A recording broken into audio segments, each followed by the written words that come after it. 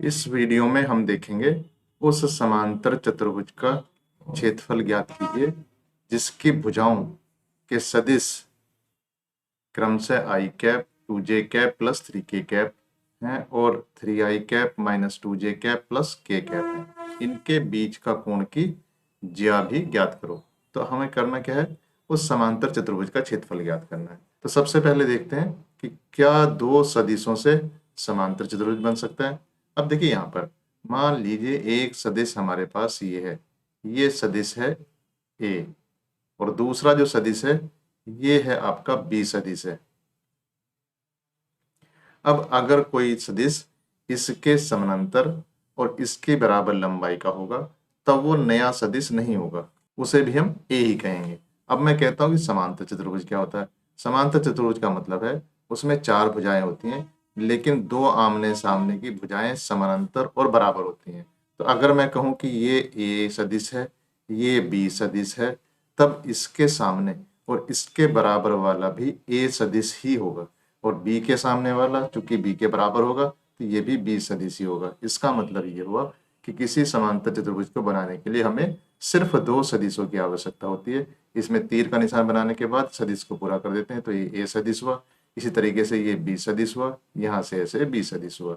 अब अगर जो बाद में हमें कोण निकालना है तो ए और बी के बीच बनने वाला कोण वही होगा जो ए और बी जहां पर पूंछ मिल रही है। तो यहाँ जो पूंछ नहीं मिल रही, यहाँ पूंछ मिल रही, तो ये कोण क्या होगा, थीटा होगा। अब इसका जो क्षेत्रफल होता है समांतर चतुर्भुज का क्षेत्रफल, उसके लिए आप क्या कर सकते हैं, कोई सा एक समानांतर जो भुजाएं हैं उनमें से कोई से एक भुजा लेंगे और उनके बीच की दूरी या क्या कहते हैं इस समांतर भुजा की लंबाई, इसमें से किसी एक की लंबाई और इनके बीच की लंबवत दूरी से गुणा करेंगे, तब क्या होगा, ये समांतर चतुर्भुज का क्षेत्रफल आ जाएगा। तो इस दूरी को यहां ना लेके हम कहाँ लेंगे, हम इसे यहां लेंगे। तो अगर मैं कहूं ये ए बी सी डी है तो क्षेत्रफल हमारा कितना हो जाएगा, क्षेत्रफल हो जाएगा ए बी। तो हमारा जो क्षेत्रफल है वो हमारा क्षेत्रफल हो जाएगा ए बी या सी डी वही है और गुणा ये हाइट हो जाएगी। तो इसका नाम मैं रख देता हूँ क्या, यहाँ कह देता हूँ ई है, इसका मतलब ए ई। तो ए बी इंटू ए ई इसका क्षेत्रफल हो जाएगा। ए बी कितना है, ये ए बी इसकी लंबाई है या कह सकते हैं ए का परिमाण है, तो ये ए हो गया। और ए ई ये लंब है और इसके सामने वाला कोण कितना है, थीटा है। तो ये हो जाएगा कितना, ए सी गुणा ए सी और यहां से यहां तक जो लंबाई है उसके बाद इसे लगेगा साइन थीटा।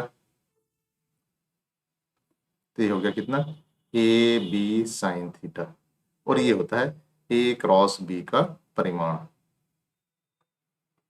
इसका मतलब क्या हुआ, ये जो क्षेत्रफल होता है समांतर चतुर्भुज का ये ए क्रॉस बी का परिमाण है। इसका मतलब हुआ हमारे पास जो सवाल है इसमें हमें ए क्रॉस बी निकालना है। तो ए कितना है यहाँ लिख देते हैं। तो ए है हमारा i cap plus j cap sorry 2j cap plus 3k cap. B कितना है, ये बी हमारा है 3i cap minus 2j cap plus k cap. अब हमें क्या निकालना है, पहले निकालना है इसका क्षेत्रफल। तो क्षेत्रफल कितना होगा, तो क्षेत्रफल होगा हमारा ए क्रॉस बी निकालने के बाद हम उसका परिमाण निकाल देंगे। तो पहले निकालते हैं ए क्रॉस बी हमारा कितना होगा। तो ए क्रॉस बी निकालने के लिए हम क्या बनाएंगे, सारणिक बनाएंगे। सारणिक का मतलब आई कैप जे कैप के कैप 1 2 3 और 3 माइनस 2 और 1।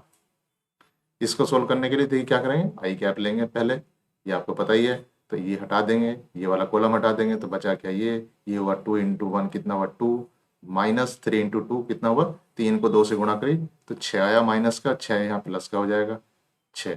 ये हुआ माइनस का जे कैप ये हटा दिया ये हटा दिया तो 1 इंटू 1 एक की 1 से गुणा करी 1 आया और ये 3 की 3 से गुणा करी तो कितना आया माइनस के 9 आ गया प्लस के कैप देखिए यहाँ पर 1 की 2 से गुणा करी तो कितना है -2 और यहाँ माइनस के 3 दूनी 6 या मतलब माइनस के 6 आया। तो ये कितना आ जाता है, ये आ जाता है आपका 6 और 2 8, 8 आई कैप 9 में से यहाँ घटाया तो कितना है 8 आया। तो ये आएगा कितना प्लस 8 जे कैप और ये माइनस 8 के cap.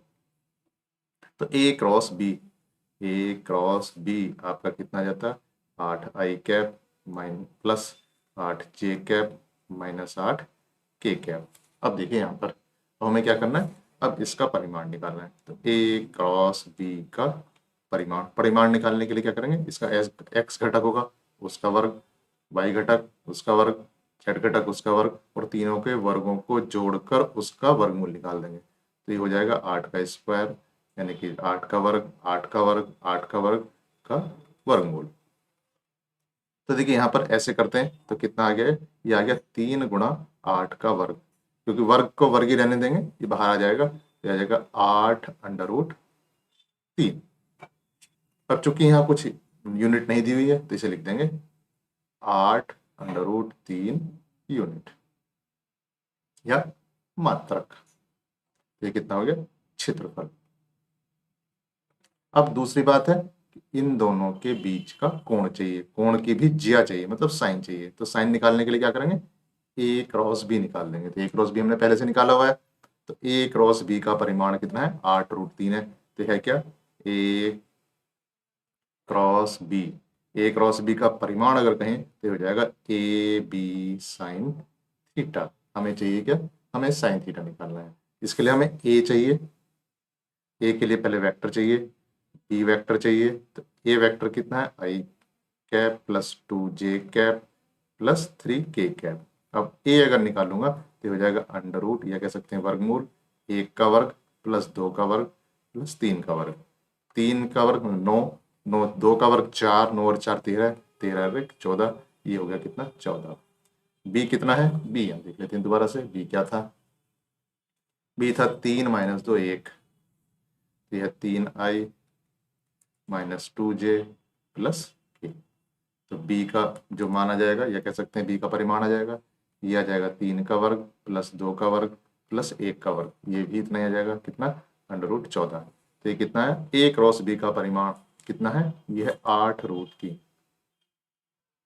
Equal to under root 14 sine theta. इसका मतलब हुआ 8√3 इक्वल टू 14 साइन थीटा, या साइन थीटा कितना हो जाएगा, ये हो जाएगा 8√3/14, या कह सकते हैं 4√3/7। तो ये दूसरा आंसर आ जाता है। क्या देखिए, दो हमारे पास आंसर आ गए। एक तो आंसर आया हमारे पास क्या, कि जो क्षेत्रफल है वो 8√3 मात्रक आता है, और दूसरा जो साइन थीटा आता है ये आ गया आपका 4√3/7। तो इस तरीके से क्वेश्चन यहाँ पर सोल्व हो जाता है। Thank you.